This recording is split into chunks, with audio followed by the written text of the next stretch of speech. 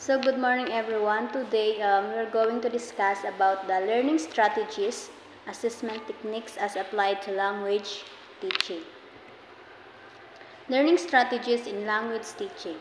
So as a future educator, dapat yung mga pinagsasabi natin or tinuturo natin sa ating mga students is may katotohanan. Kasi kung ano man yung tinuturo natin sa kanila is dala-dala nila ito kahit saan or yun. Hence, it is suggested that language teachers try their best to subscribe to the following strategies that will better meet the needs of all students, especially language learners. First is create a supportive and welcoming learning environment. So according to Curtin 2009, in language, the teacher should provide a learning environment that can really help to the student either emotionally or psychologically. The teacher should provide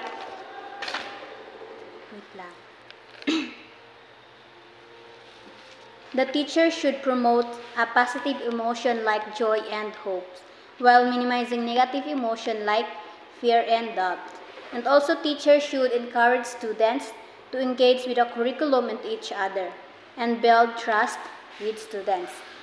This type of environment can help students to feel comfortable and valued and can increase their confidence and participation. Number 2 is implementing effective teaching strategies, specifically the following. First is interactive teaching involves in pairs, small groups, and on activities that involve the entire class.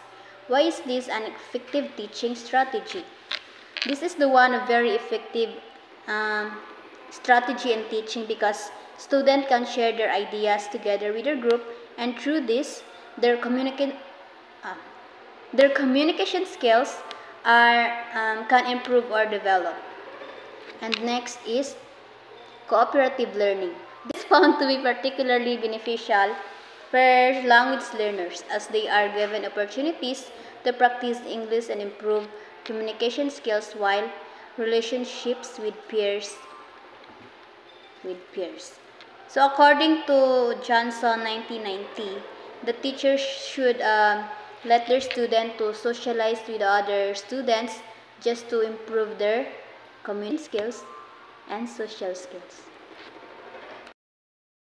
Next is hands-on learning experience. In this strategy, teachers should give any hands-on learning to their student, just like yung mga educational games and multimedia, computer-assisted learning, so that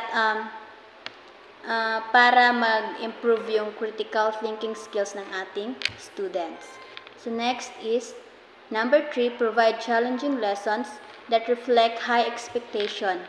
The students who cannot communicate effectively via the English language must be challenged constantly and be given the support they need. According to Echevarria, Vogt, and Shore 2004, teachers should priority or bigyan ng pansin yung mga bata na hindi pa bihasa sa pakikipag-usap using the English language. Teachers should teach and every single day that student para ma-improve yung kanilang English speaking. So number 4 is communicate with parents and engage. Teacher and parents should have connection or collaboration. This strategy can help to the student of their if their parents and teachers ay merong nagkukulab sila. When the parents and teachers make decision together, it reinforces the partnership and ensures that the child's best interests are always at the forefront. So next is the following can be models to emulate in language teaching. Letter A is pointing to a particular playground while saying the words or requesting the students to line up to go to the playground reinforce what instruction is given. Giving instruction to the students is very important because instruction is their guide, and paano ba magagawa ang isang activity ng maayos pag walang instruction, di ba? ang magiging magulo lamang ito pag walang binibigay ang teacher na instruction. So letter B is thumbs up or thumbs down. Gesture is a way of accentuating an activity performed well or not performed better. So this is so sabotable. Letter C is physical gestures paired with language through songs, poems, and chants to teach vocabulary, including body parts and positional concepts. So letter D is total physical response or TPR is the incorporation of physical gestures which creates positive experience. That's all, and I will give the floor to Miss Rose Migaya. So good morning everyone. So this is the continuation of our report. So the following significant suggestions on assessing their learners' performance are worth trying. Number 1. So dapat kung magbibigay ka ng assessment sa mga students mo, it should be continuous process. Hindi pwedeng magbibigay ka lang ng assessment at the end of your lesson. Hindi pwede yon. Dapat from the beginning, magbibigay ka na, throw ka na ng questions sa mga students mo, and it should be connected to your instructional objectives. Kapag sinabi natin instructional objectives, ito yung kung ano yung gusto mong matutunan ng mga students mo at the end of your lessons. And learning contents is kung ano yung mga na-cover mo na materials and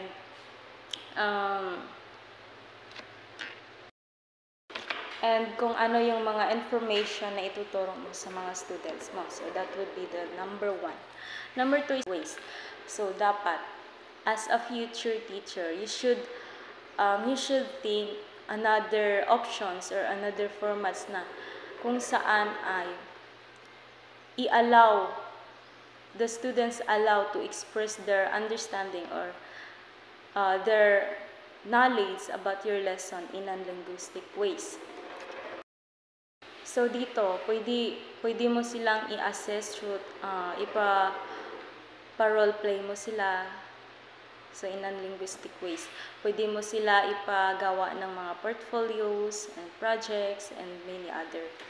So number 3 is, every one of us, lahat tayo ay natututo sa iba't ibang paraan. Yung iba, natututo sila through hearing informations, yung iba natututo sila through visual, yung nakikita nila yung information, and other is natututo sila through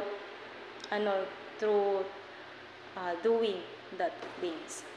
Next is performance assessment are commendable for English learners as it entails less language intensive and provides opportunities for learner to express their understandings of academic content in varied ways. So, sinasabi dito na napaka-commendable talaga yung performance assessment. Dahil dito is nakafocus ito sa performance assessment, and dito ma-express ng mga students mo yung kanilang understanding, yung kanilang information in another ways.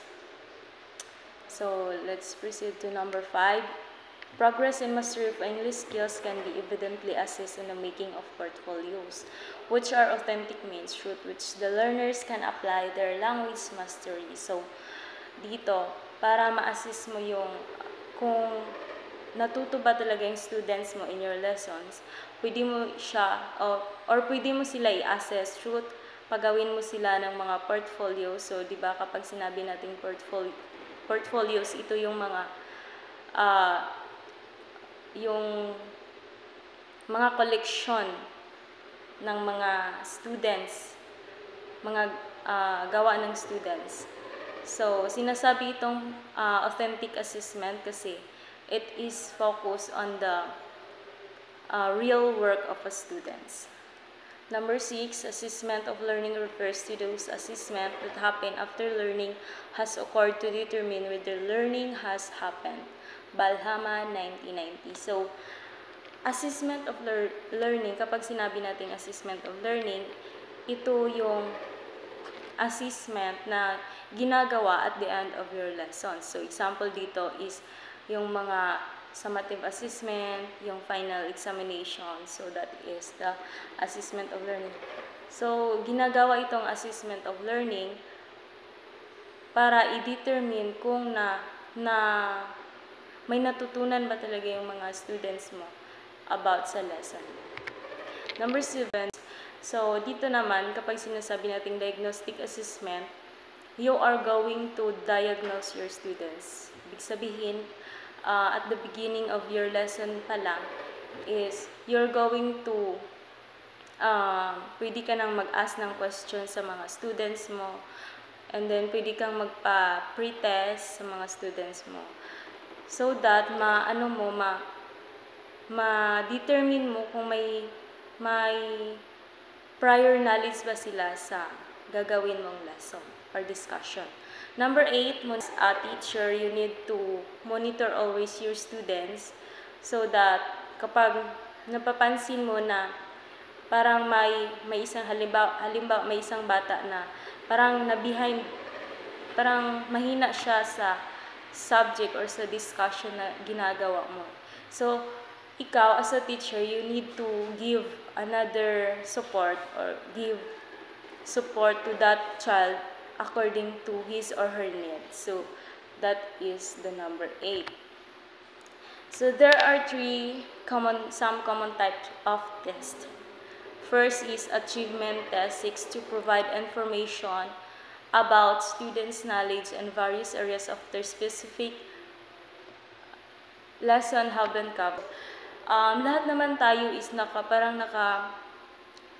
na ng achievement test or naka-experience na ng achievement test. So, di ba yung achievement test parang nasa from elementary yata or sa high school. So, yung achievement test parang lahat ng mga subject is nandoon. So, that's it. Another one is proficiency test. Is administered to measure the ability of a learner to function using the target language competence. So, ito namang proficiency test, mini-measure nito ang ability ng isang students. Ito namang proficiency test is mini-measure nito ang kaalaman ng students using the target language. So, performance test is given to assess the ability of second language learner to perform a special task, whether a learner can perform carefully designed set of skills required to carry out a given job. So, it is focused on the performance test, kung paano i-demonstrate ng learners yung natutunan nila in the way of their performance. So, assessment techniques for higher grade. John B. Carroll, Wikipedia, a psychologist and educational linguistic, developed a theory using aptitude as a variable in measuring learning and language. There are two variable in measuring learning language. So, number 1 is phonetic coding ability. So, this refers to the ability of learner to perceive and remember specific sounds that are associated with standards symbols like the IPA, symbols as guide to correct sound production. So, phonetic coding ability, ito yung the study of the sounds. Halimbawa, kapag tinitingnan mo yung isang word, so, parang iba. So, kung babasahin mo siya, malayo sa, parang malayo sa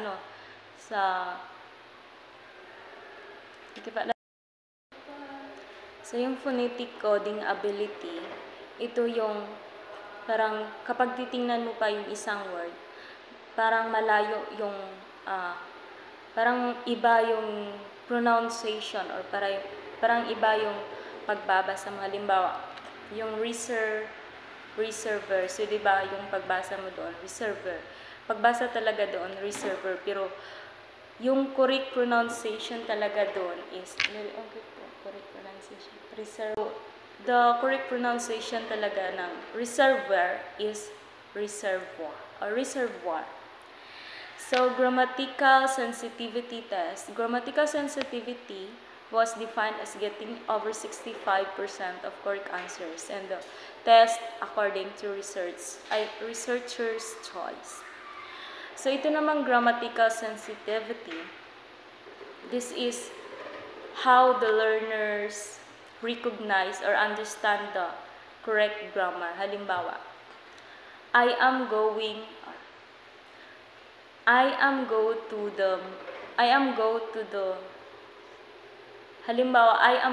the store to buy some milk. Is it have a grammatical or not? I am go to the store to buy some milk. So, it is grammatical, parang mali siya. So, dapat, I am going to the store to buy some milk. So, dapat ganun. Dapat alam mo kung paano i-identify yung mali sa isang word. That is what we call grammatical sensitivity test. Lesson 2, Content and Language Integrated Learning, or CLIL. So, Content and Language Integrated Learning. Content and Language Integrated Learning, CLIL, is a team created in 1994 by David Marsh's methodology similar to BAT, distinct from language immersion and content-based instruction. It is an approach for learning content through an additional language, foreign or second, thus teaching both the subject and the language. So, I will give the floor to Miss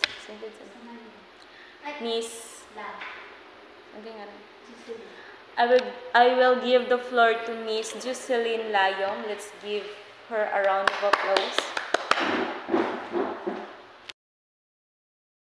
Good morning, everyone. I am Jocelyn Mayam Layom, and I am the third reporter. So today, we will tackle about CLIL, or Content and Language Integrated Learning. So the C stands for Content, L is for the language, I is for the integrated, and L is for the learning.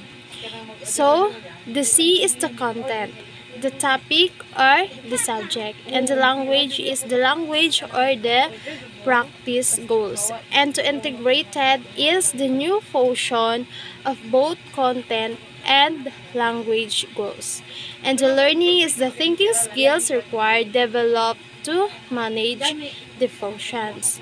So Content and Language Integrated Learning, or CLIL, is a dual-focus educational approach in which an additional language is used for the learning and teaching of both content and language by Coley, Hood, and Marsh 2010.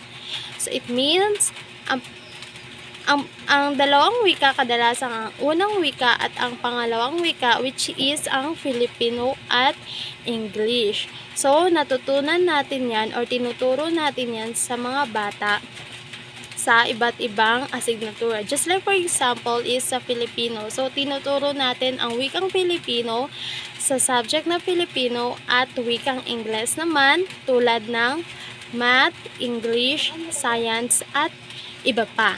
So, Content and Language Integrated Learning means students learn new content at the same time as they are learning a new language.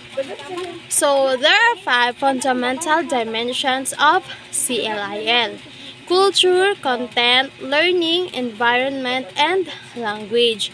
So, first is culture. Build intercultural knowledge and understanding, and develop intercultural communication skill. So the content gives opportunities to study the content through different perspectives and assist subject-specific target language terminology. And the last one is to prepare for future studies and or working life. Further learning is complement individual learning strategies and diversity methods and forms of classroom practice. To environment is enhance school profile and prepare for internalization. And for the language is first, improve overall target language competence. Second, develop oral communication skill.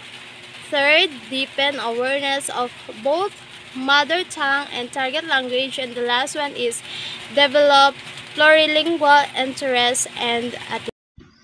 Good day, everyone. I am Alikar Joy Samanyon, and this is continuation of our report, Issues and CLIL, Integrating Subject and Language.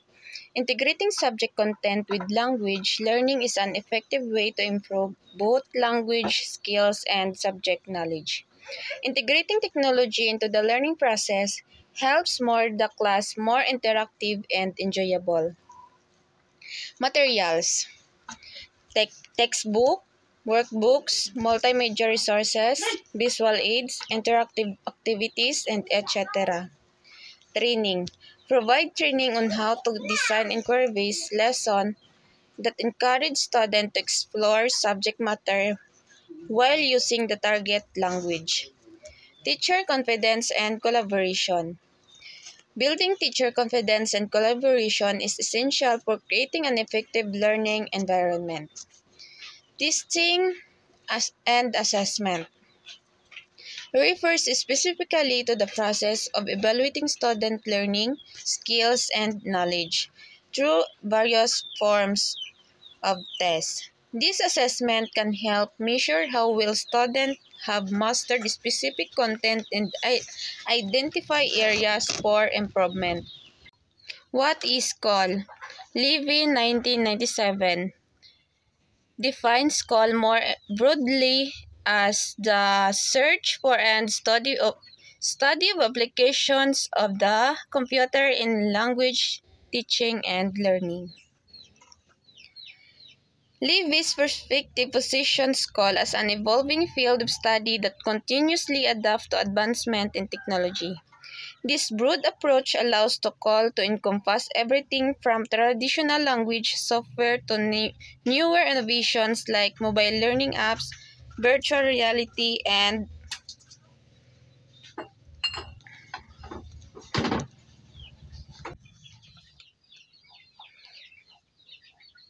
what is CALL? Levy 1997 defines CALL more broadly as the search for and study of application of the computer in language teaching and learning. Levy's perspective positions CALL as an evolving field of study that continuously adapts to advancement in technology. This broad approach allows CALL to encompass everything from traditional language software to newer innovations like mobile learning apps, virtual reality, and AI-driven language tutors. The history of CALL.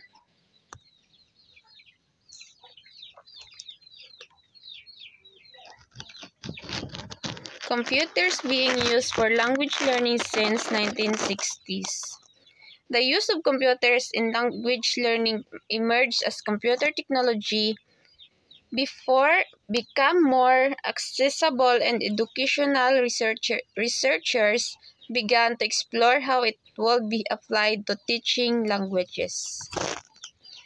Behaviorist CALL, communicative CALL, integrative CALL, certain level of technology, and certain pedagogical theories. Behaviorist CALL, communicative CALL, and integrative CALL. Behaviorist, it focuses on drills and practice exercise to reinforce language through repetition. Exercise that emphasize correct answers and immediate feedback, often in the form of multiple choice or fill in the blank. Communicative CALL. This phase focuses on real communication and meaning rather than just grammar drills. Simulation games, for example, simulation games and activities that encourage comprehension and communication.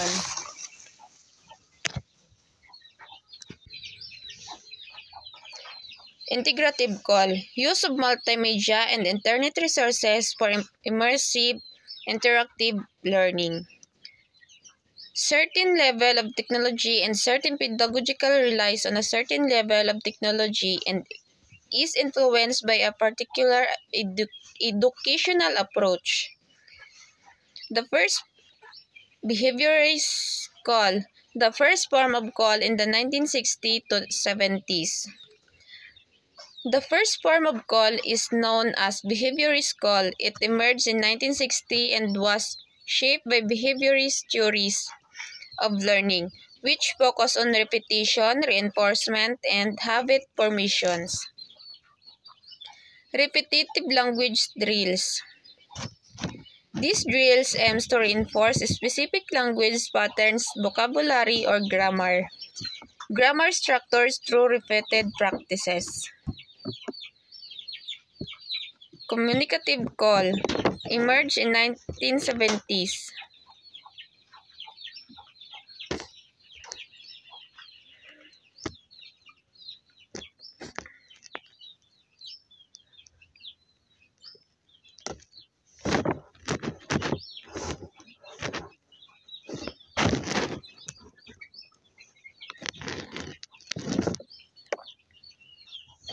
Communicative call emerged in 1970s and 1980s.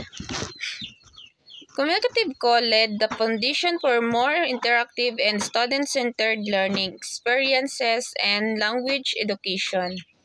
The reaction to the behaviorist approach to language learning. Educators and researchers began to see repetition in the behaviorist focus on repetition, accuracy, and rote memorization. The behaviorist approach was seen as overly mechanical and lacking in meaningful practical language use, focusing more on using forms rather than on the forms themselves. This focus helps learners become more confident and proficient in using language for real-world communication.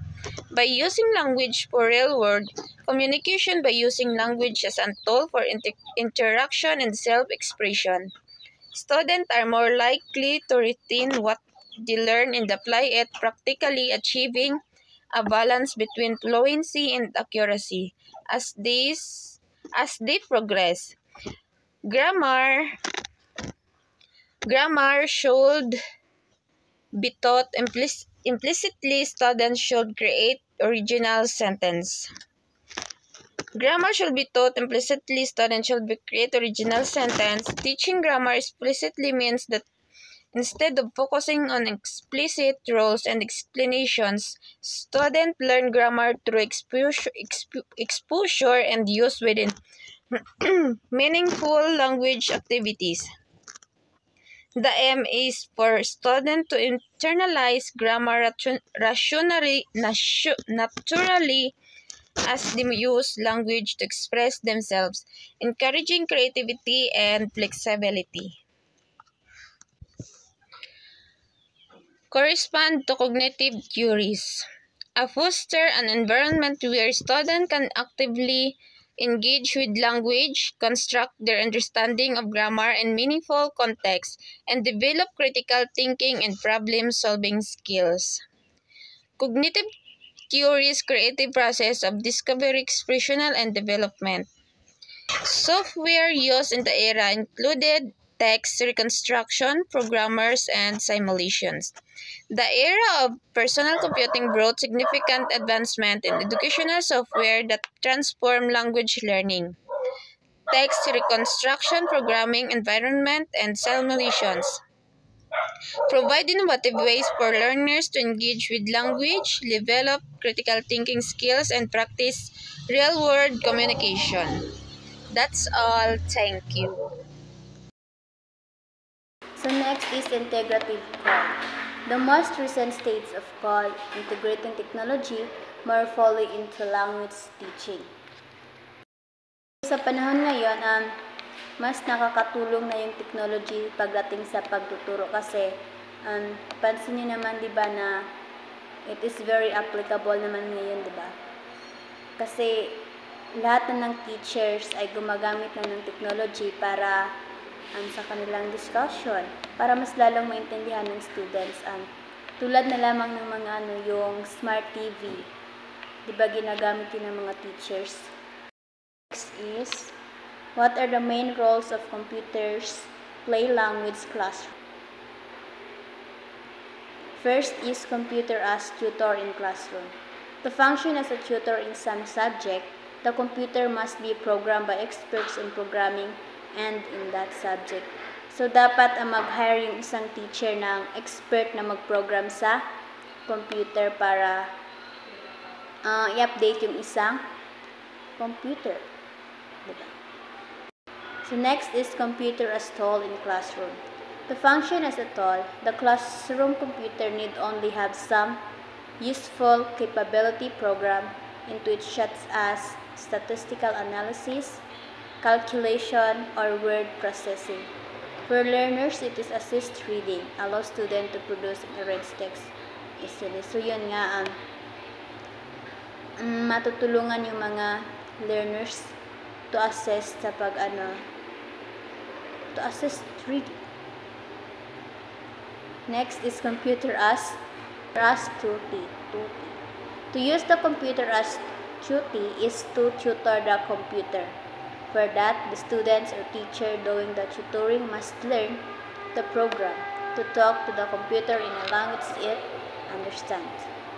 The computer makes a good tutor because of its dumbness, its patience, its rigidity, and its capability for being initialized. So there are some advantages and disadvantages of COL. So for the advantage is, first, interest and motivation, individualization, appropriate learning style, effective use of learning time, immediate feedback, error analysis, guided repetitive, and lastly, being able to get materials that would not be reached in the real life. So, thank you for listening. Thank you.